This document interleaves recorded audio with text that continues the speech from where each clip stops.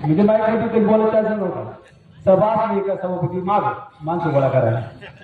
त्यामुळे आजच या ठिकाणी मी पहिल्यांदाच बोलतोय. म्हणजे कोणी सांगावं कधी भाषण केलंय का. त्याचं करण्याचं कारण असे की सकाळी सभा झाली, आम्ही तो नव्हतो, आम्ही सरळ आमचा दौरा चालला होता.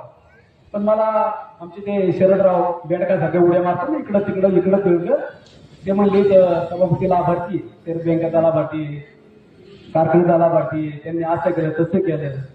अरे शरदराव, तुझ्यासारख्या बेडकाच्या उड्या मी कधी मारल्याच नाही आणि कुठलाच लाभ घेतला नाही.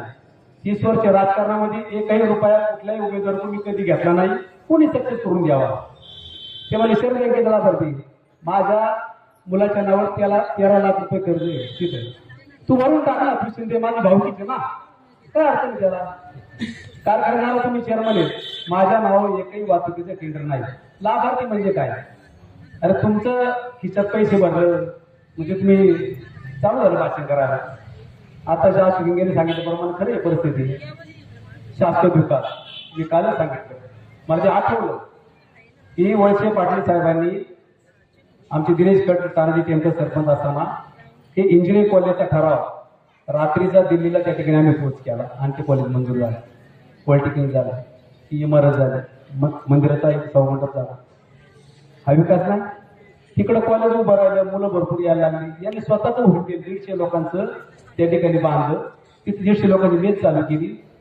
मग 15 वर्ष तुम्ही एवढा लाभ घेतला साहेबाच्या एका नेतृत्वाखाली. तुम्हाला तो शाश्वत विकास नाही वाटला. सगळीकडं रस्ते पाणी सगळ्या बाबतीत त्या ठिकाणी वाढीवस्तर आमची कामं पूर्ण झाले. आता रस्ता केला त्याला खड्डा पाडणार, तर तुमचं एखादं काम दाखवा आम्ही ते केले. शाळा बांधली म्हणले त्यांनी 50 लाख रुपये म्हणजे 1 कोटी रुपये. आम्हीच होतो ना ती इमारत बांधताना सगळं हिशोब. मी त्या स्थानिक कमिटीचे होतो. त्या टायमाला 1200 मुलं होतो. तुम्ही आता 300-350 मुलं आली. ते 11-12 सायन्स काढलं, ते स्कूल बंद पडलं.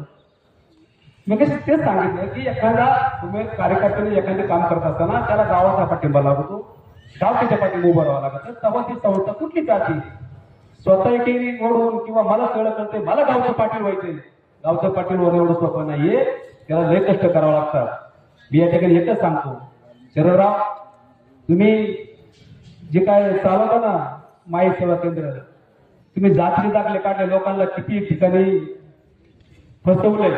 एखाद्या जातीच्या दाखल्याच्या बाबाने 35,000 रुपये घेतले आणि त्याला खरा पुरावा तुम्हाला लागत असलं तर आमचे आताचे कमलेश सकाराम शिंदे विद्यमान मागचे सरपंच यांच्याकडून 13,000 रुपये रोख घेतले, तेव्हा तो दाखला काढून गेला. तू आमचा लाभ सांगतो की आम्ही लाभार्थी सांगतो का. 30 वर्ष समाजकारणाचे पार्टी काम केलं. आणि काका तुम्हाला आज सांगतो, मागच्या इलेक्शनला अरुणाताईला आम्ही 5 मतांनी प्लस केलं. आणि आमचे मग मी असेल, संतोष असेल, सुषमाताई असेल किंवा आता निलेश असेल इथे निवडून येणारच आहे. पण काका तुम्हाला आमचं गाव प्लस केल्याशिवाय आम्ही राहणार नाही. नाहीतर आम्ही आमचा निर्णय घेऊ. समाजात जर आम्हाला लोकांनी फसवलं तर आम्ही आमचा निर्णय घेऊ काय करायचं राजकारणात. मी आज सांगतो, या ठिकाणी जास्त वेळ बोलत नाही. आपल्या इथे 7 तारखेला दोन्ही हे आपले चांगले उमेदवार आहेत. काका जगदीत काय सांगायचं तुम्हाला, 2 तास ज्याची दत्ताची पूजा चालती ते काका.